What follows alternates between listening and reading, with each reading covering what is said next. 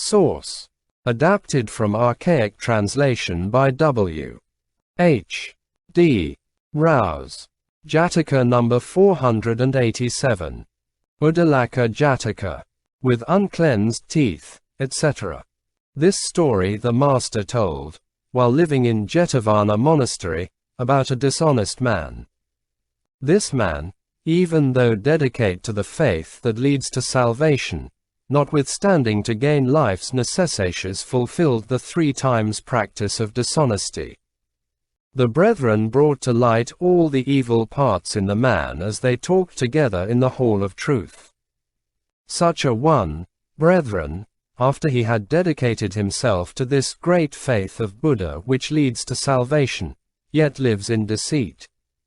The master came in, and would know what they talked of there. They told him. Said he, this is not now the first time. He was deceitful before, and so saying he told a story of the past.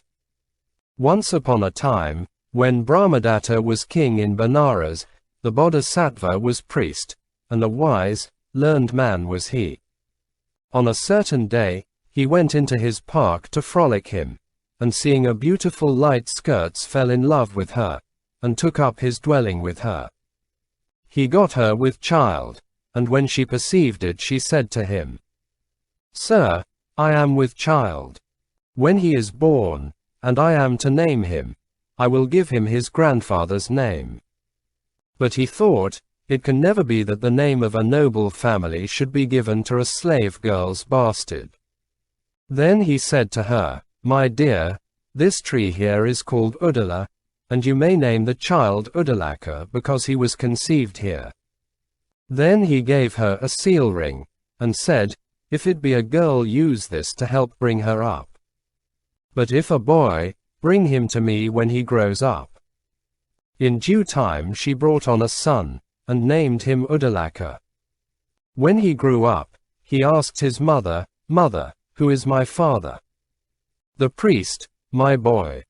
If that is so, I will learn the holy books. So receiving the ring from his mother, and a teacher's fee, he journeyed to Taxila and learned there of a world-renowned teacher. In the course of his studies he saw a company of ascetics. These must surely have the perfect knowledge, thought he, I will learn of them. Accordingly he renounced the world, so eager he was for knowledge, and did menial service for them, begging them in return to teach him their own wisdom. So they taught him all they knew.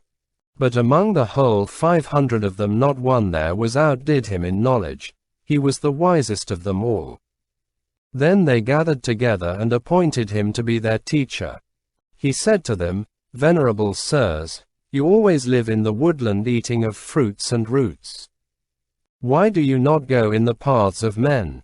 Sir, they said, men are willing to give us gifts, but they make us show gratitude by teaching the righteous path. They ask us questions. For fear of this we go not ever among them. He answered, Sirs, if you have me, let a universal monarch ask questions, leave me to settle them, and fear nothing. So he went on pilgrimage with him, seeking alms, and at last came to Benares, and stayed in the king's park. Next day, in company with them all, he looked for alms in a village before the city gate. The folk gave them alms in plenty. On the day following the ascetics moved across the city, the folk gave them alms in plenty. The ascetic Uddālaka gave thanks, and blessed them, and answered questions. The people were taught the path, and gave all they had need of in great abundance. The whole city buzzed with the news, a wise teacher is come, a holy ascetic, and the king got wind of it. Where do they live? Asked the king. They told him, in the park. Good, said he, this day I will go and see them. A man went and told it to Uddālaka, saying, the king is to come and see you today. He called the company together, and said, Sirs, the king is coming. Win favor in the eyes of the great for one day, it is enough for a lifetime. "What must we do, teacher?" they asked. Then he said, "Some of you must be at the swinging penance. Some squat on the ground, some lie upon beds of spikes, some practice the penance of the 5 fires, others go down into the water, others again recite holy verses in this place or that." They did as he had asked. Himself with wise men 8 or 10 sat upon a prepared seat with a head rest disputing, a fair volume beside him laid upon a beautiful standish, and listeners all around. At that moment the king with his priest and a great company came into the park.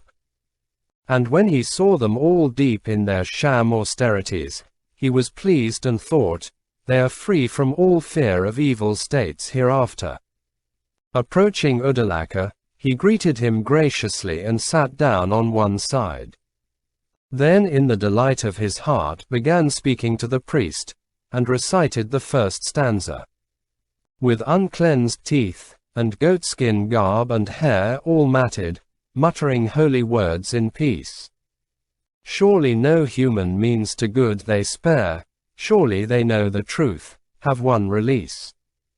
Hearing this, the priest replied, "The king is pleased where he should not be pleased, and I must not be silent." Then he repeated the second stanza. "A learned sage may do ill deeds, O king. A learned sage may fail to follow right. 1,000 vedas will not safety bring, failing just works, or save from evil plight." Uddālaka, when he heard these words, thought to himself, "The king was pleased with the ascetics, be they what you will. But this man comes a clap over the snout of the ox when he goes too fast, drops dirt in the dish all ready to eat. I must talk to him." So he addressed to him the third stanza. 1,000 vedas will not safety bring, failing just works, or save from evil plight. The Vedas, then, must be a useless thing. True teaching is, control yourself, do right. At this the priest recited the fourth stanza. Not so. The Vedas are no useless thing. Though works with self-control, true teaching is. To study well the Vedas fame will bring, but by right conduct we attain to bliss. Now thought Uddālaka, it will never do to be on ill terms with this man. If I tell him I am his son, he needs must love me. I will tell him I am his son. Then he recited the fifth stanza. Parents and kinsmen claim one's care. A second self our parents are.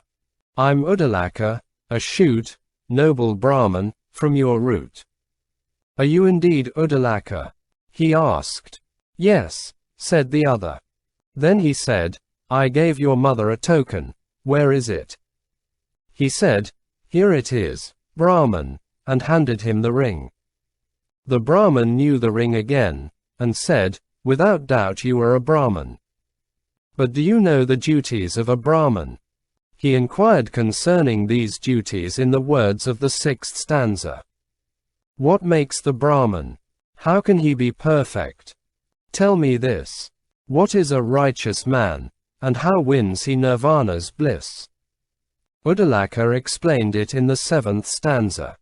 The world renounced, with fire, he worship pays, pours water, lifts the sacrificial pole.